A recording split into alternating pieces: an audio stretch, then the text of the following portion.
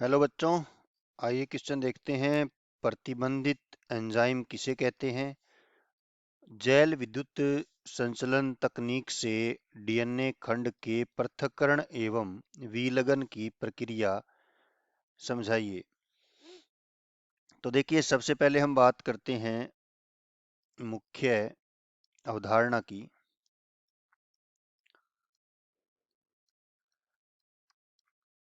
तो प्रतिबंधित एंजाइम जीवाणु कोशिका में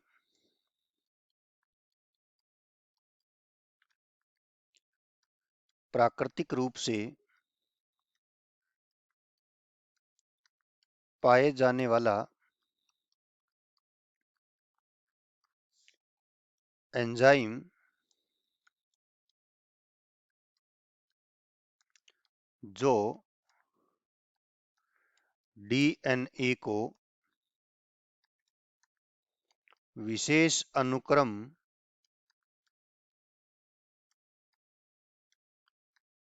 पर काटता है,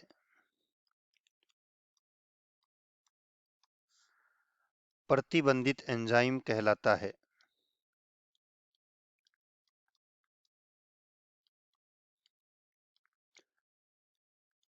तो इस प्रकार से हमने देखा।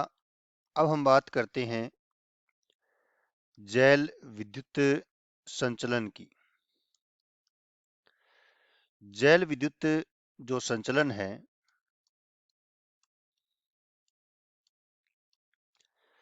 इसका उपयोग रेस्ट्रिक्शन या प्रतिबंधित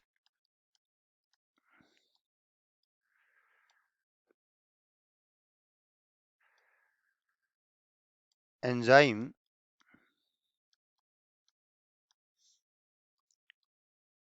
से काटने पर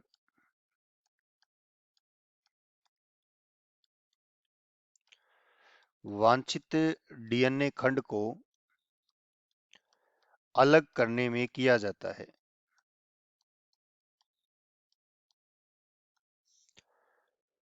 अब हम बात करेंगे किस प्रकार से हम वांछित डीएनए खंड को पृथक करते हैं, अलग करते हैं।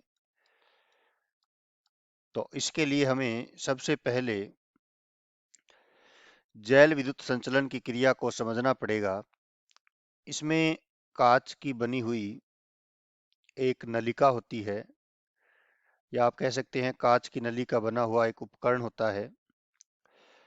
और इस उपकरण में दो इलेक्ट्रोड लगे रहते हैं, जिसमें से एक पर धनावेश और दूसरे पे ऋणावेश होता है।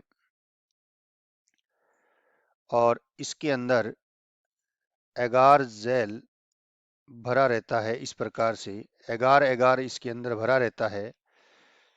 और एगार एगार जेल भरने के पश्चात जितने भी डीएनए खंड होते हैं वो इसके अंदर हम डाल देते हैं। तो आपने देखा कि ये है एगार जेल। और डीएनए जो होता है, डीएनए पर ऋणावेश होता है, तथा विद्युत क्षेत्र लगाने पर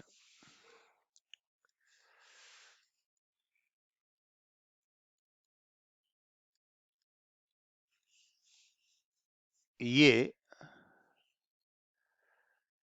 धनावेश की तरफ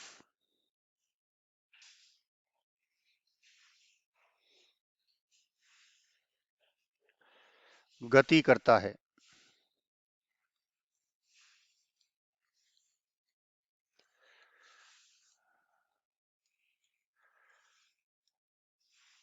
जब ये गति करता है तो घनत्व प्रवणता के अनुसार करता है, जिसमें से छोटे खंड तेजी से गति करने के कारण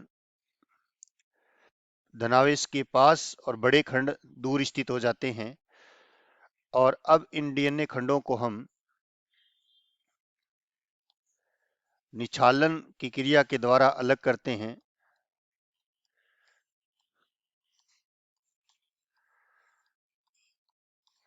डीएनए के को देखने के लिए हम एक विशेष प्रकार की डाई या रंजक का उपयोग करते हैं, जिसे हम कहते हैं एथिडियम ब्रोमाइड।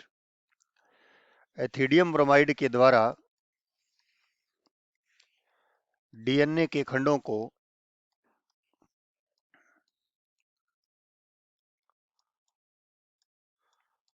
पराबैंगनी किरणों की उपस्थिति में